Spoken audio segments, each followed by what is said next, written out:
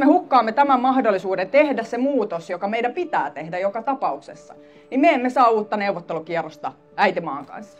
Siksi meidän pitää pystyä paitsi torjumaan ilmastonmuutosta, myös varmistamaan se, että Eurooppa on omavaraisempi, mitä tulee energiaan. Meidän Eurooppa ei lähde kulkemaan taaksepäin ilmastonmuutoksen torjunnassa, koska me emme halua siirtää tätä laskua tuleville sukupolville. Kyse on myös turvallisuudesta. Näissä vaaleissa valitaan joko vihreä ja vauras tulevaisuus tai hiilenmusta kuihtuva menneisyys. Me valitsemme tulevaisuuden ja siksi ilmastotavoitteista on pidettävä kiinni. Ilmastonmuutoksen torjunnassa on kuljettava eteenpäin eikä jarruteltava. Koska jos jarruttelemme, silloin jarruttelemme myös niitä investointeja, uusia työpaikkoja, joita Suomella on mahdollisuus saada. Hyvät ystävät, uskokaa tai älkää, autoritääriset maat nostavat päätänsä maailmalla ja meidän pitää varmistaa, että Eurooppa on kykenevä tähän haasteeseen vastaamaan.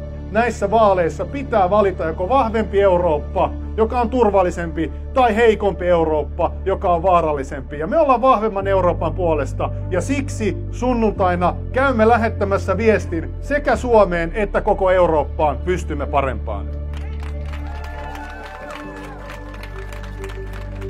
Yes,